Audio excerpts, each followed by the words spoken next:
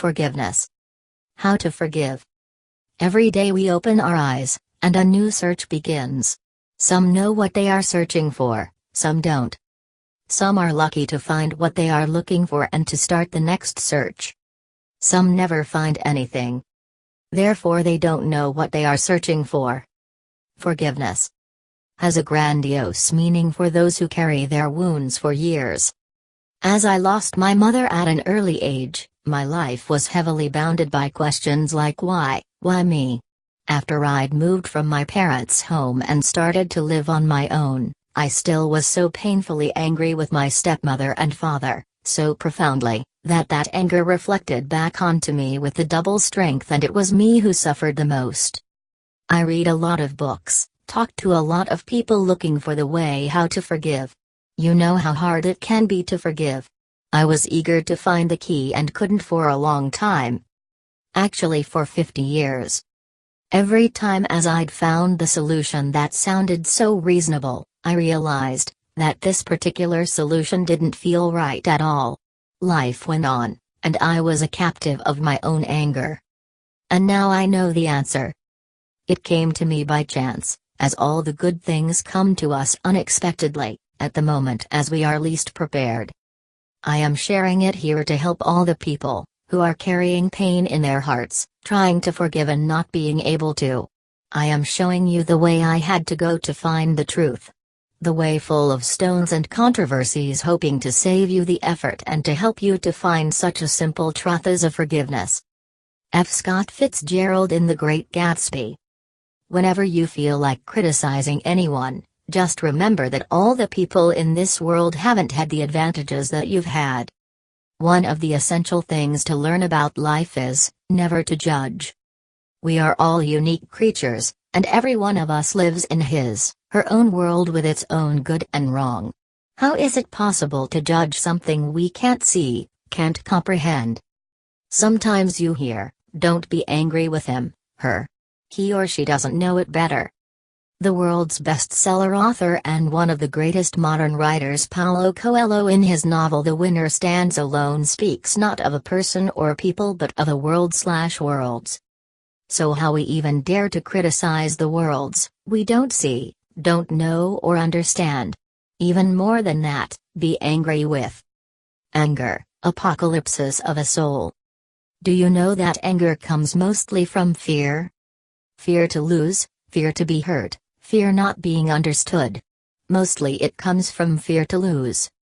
Unfortunately, in our modern society, where competition is rated so high, where new technologies dominate our everyday life, unfortunately, children are not taught to communicate. We program our standard replies in our smartphones, we add our signatures automatically at the end of our emails, we forget how to write by hand. We forget how to think, how to talk, how to feel and how to communicate our feelings. Today we see in the best-selling lists books like How to Speak, How to Listen, How to Read a Book.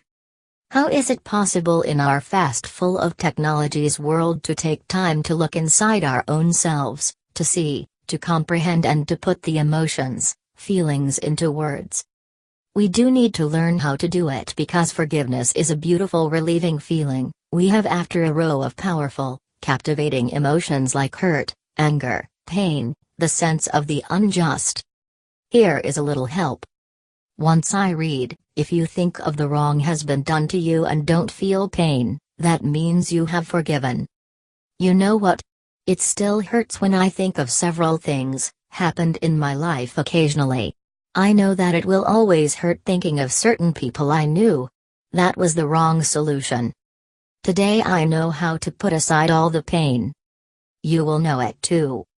Some time ago I came across a very informative book by Gary Chapman, Anger, Handling a Powerful Emotion.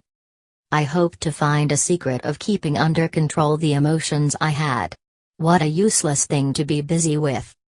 Nobody can control emotions. We can learn to control our behavior. We can learn how to hide feelings. How to seem happy, while on the inside we burst into tears. We can learn to conceal annoyance behind the pleasant smile. How to talk friendly with somebody we can't stand. But emotions or feelings? I don't know the way to control them. Is it a commitment? You see somebody just for some minutes and feel a strong connection to her soul. You see somebody for some minutes and know that he or she could never be your friend. These are emotions, feelings, and we can do nothing to control them. You know for sure this one. You are furious, and somebody is telling you, "Don't be angry."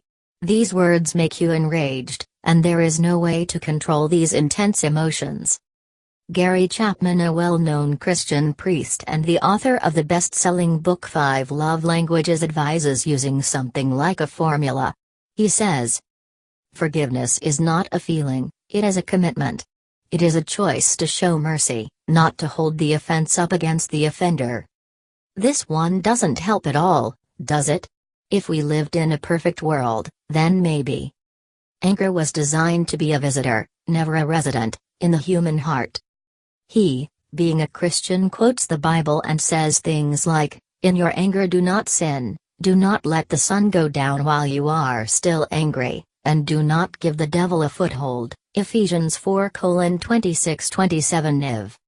I love this passage. Solomon warned that anger resides in the lap of fools, Ecclesiastes 7-9 Niv. The key word is resides. The fool lets the anger abide in him. The implication is that those who are wise will see that anger is quickly removed. Anger was designed to be a visitor, never a resident, in the human heart. Doesn't solve the problem. It's a very nice theory, isn't it? Unfortunately, it doesn't help and doesn't solve the problem. We may theorize hours long and still feel anger, still unable to forgive. Some advice I actually tried to call in life and use it in my daily life. This is it. When someone wreaks evil upon the individual who wronged them, he has usurped the prerogative of God. The scriptures say, "Vengeance is mine, I will repay, saith the Lord," Romans 12:19 KJV. When we seek to impose judgment upon those who have wronged us, we will inevitably make things worse. Vengeance is mine. Further on. Wrongs are not forgotten until they are resolved. I want to begin by reminding you about two basic fundamental characteristics of God. God is loving, and God is just. God cares about the well-being of his creatures, but God is also just and ultimately will bring all men to justice. "Vengeance is mine, I will repay, saith the Lord." It's never our job to vindicate ourselves by making people pay for the wrong they've done towards us. The essence of the next pages is that we should pass on our anger and pain to God and rely on his judgment. Let God fight your battles. Gary even suggests to write down all the wrongs people have done to us and share this list with the God. I tried to persuade myself that there is no use to be angry if Almighty would judge on my behalf. You know what, it didn't work for me at all. If you are lucky and have a great power of persuasion yourself, then it could work for you. Just try and see. Solution.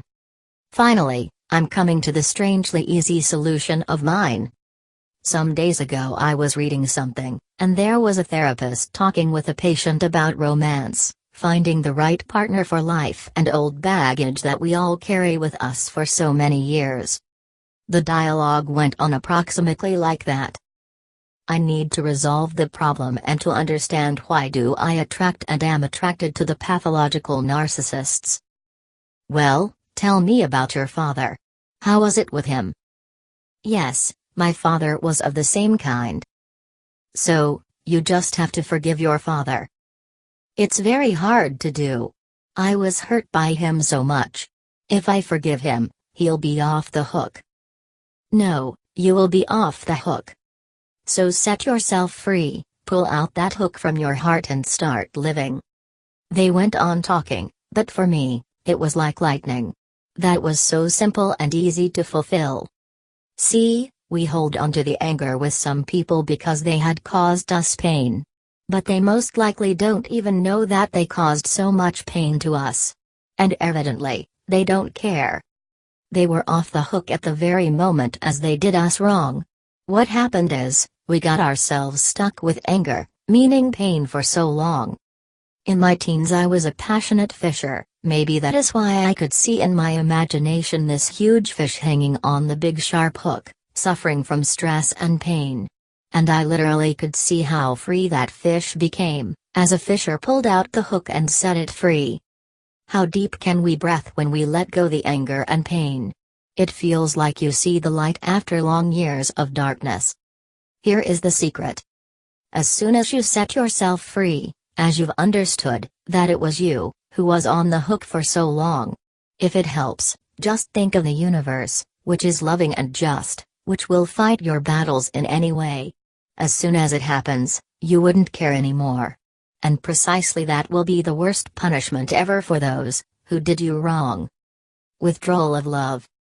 The most beneficial knowledge is, the only possible and the most painful punishment for the wrongs is not to care, be happy and withdraw the love, attention and your thoughts.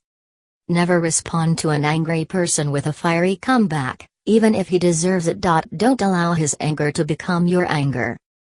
Bodhi Sanders, Warrior Wisdom, Ageless Wisdom for the Modern Warrior.